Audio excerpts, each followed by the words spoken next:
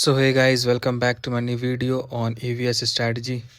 तो मैं आपको इसमें बताऊंगा कि ईवीएस बहुत अच्छे से कम समय में कैसे आप डील करोगे। ठीक है, क्योंकि आपको अभी पता नहीं चल रहा है कि मैं मैराथन देख लूं किसी का, या वन शॉट देख लूं, या फिर वीडियो वीडियो कहीं से देख लूं। तो ऐसे आप ईवीएस में ना भटक जाओगे, और ईवीएस में काफ़ी टाइम वेस्ट होता है, क्योंकि ईवीएस का कोई दायरा फिक्स नहीं है ना। तो इसीलिए मैं आपके लिए एक बेस्ट स्ट्रैटेजी लाया हूँ। आपको इससे अच्छा और इससे कारीगर स्ट्रैटेजी कोई नहीं बताने वाला है। ठीक है, तो चलिए वीडियो को स्टार्ट करते हैं। तो देखो, इसमें कुछ चीज़ लिखा है, मैं आपको उसको समझाऊंगा। तो पहले आपको क्या करना है कि कहीं से आपको क्लास अगर आपने ले रखा है, तो आप पहले ना क्लास देख लेना। सचिन एकेडमी सर का जो वीडियो में जो ईवीएस पढ़ाया गया है, तो उसमें भी कुछ खास आपको मिलेगा नहीं।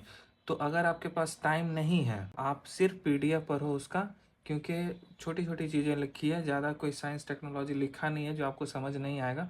तो सिर्फ आपको उसको पीडीएफ को पढ़ लेना है। जहाँ पे आपको जो पॉइंट समझ नहीं आ रहा है पीडीएफ में पढ़ते हुए, तो आप उसका रेफरेंस वीडियो से ले लो जाके।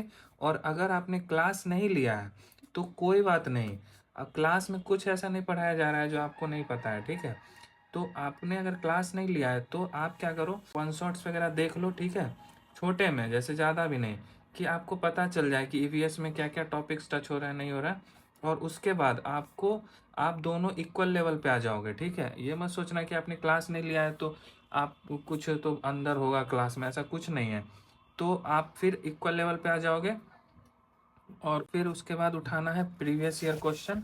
ठीक है, जैसे कि मैं ये वाला फॉलो कर रहा हूँ अरिहंत का, तो आपने तो पहले प्रीवियस वीडियो में भी देखा होगा। तो आपको उठाने हैं क्वेश्चन बैंक, और क्वेश्चन बैंक में आपको, जैसे कि आपको इसमें इतना सारा क्वेश्चन, आपको पीछे ज़्यादा नहीं जाना है, क्योंकि ये सब पुराना ज़्यादा कंटेंट फिर नहीं है। अभी पहले अपडेट कंटेंट को हम लोग बनाएंगे।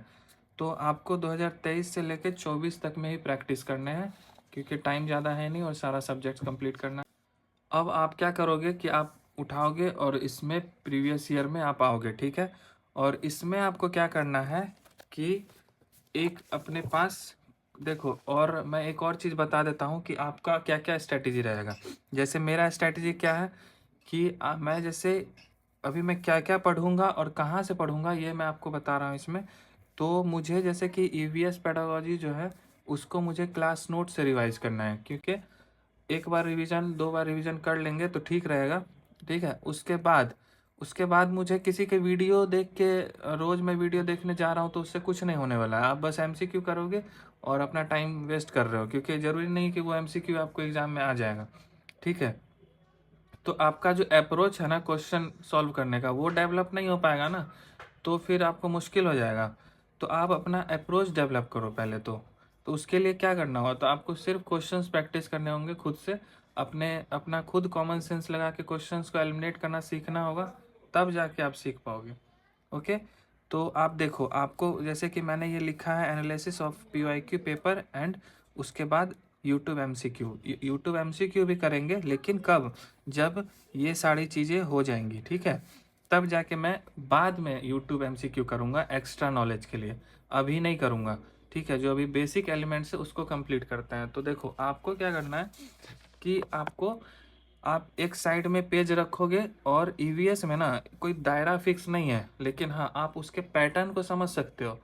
आप अगर 18-20 सेट अगर लगा लेते हो, तो आप एग्जामिनर के पैटर्न को समझ सकते हो कि वो कौन कौन सा पॉइंट टच करता है। तो आपको क्या करना है कि आपको तो पहले एमसीक्यू उठाना है प्रीवियस ईयर, और आपको सॉल्व करना है खुद से। और जब आप सॉल्व करोगे ना, तो आपको क्या करना है कि जो आपको आता है वो आप टिक करोगे, और जो आपको नहीं आता है उसमें आप सर्कल करोगे, और जो पॉइंट होगा इम्पोर्टेंट कि वो क्या था, तो उसको आप मार्क करोगे। ठीक है, और उसके साथ साथ क्या करोगे कि आप ना इसमें आप लिखोगे कि जैसे आप कौन सा पीवाईक्यू बना रहे हो, तो 10 जनवरी का बना रहे हैं। ठीक, और उसमें आपका कौन कौन सा पॉइंट गलत हुआ, तो उसको आपको सीखना है। जैसे कि देखो, इसमें मेरे 3 पॉइंट्स गलत हुए, फेयर एंड फेस्टिवल्स वाले, फिर एनसीएफ 2005, फिर आर्ट एंड क्राफ्ट्स, तो इस टाइप की चीज़ें गलत हुई। तो अब मैं क्या करूँगा ना कि मैं इस टॉपिक को यूट्यूब पे डालूँगा, और इस टॉपिक को यूट्यूब पे डाल के, और मैं उसके एमसीक्यू लगाऊंगा कि टीचर ने क्या दिया है, और वो लोग का जो मेहनत है ना पहले से छांट छूट के रखने वाला, तो वो अपना छांट के रखते हैं और मैं उसके एमसीक्यू लगाऊंगा और मैं वहाँ से एकदम जो सटीक जो क्वेश्चंस में पूछे जाते हैं मैं उस पर अटैक करूँगा। ठीक है, तो यही मेरा स्ट्रैटेजी रहता है और कम मेहनत में आपको एक एक डिसेंट मार्क्स लाने हैं, तो वो आप बिल्कुल भी ले आओगे, उसमें आपको कोई घबराने की ज़रूरत नहीं है, बस आपका स्ट्रैटेजी बहुत सही होना चाहिए। ठीक है, तो ऐसे ही आपको सॉल्व करना है। जैसे 11 जनवरी, अब मैं इसमें किस किस क्वेश्चन में फंसा मुझे क्या नहीं पता था, तो इसमें जैसे मैं डांस वाले में फंस गया। ठीक है, मुझे UT and it's pair of India, तो ये नहीं पता था। उसके बाद जैसे कि इसमें मुझे लगा कि थोड़ा पेडागोजी पे काम करनी चाहिए, तो मैं क्या लिखा हूँ इसमें कि मैं क्लास नोट से पेडागोजी फिर से रिवाइज करूँगा।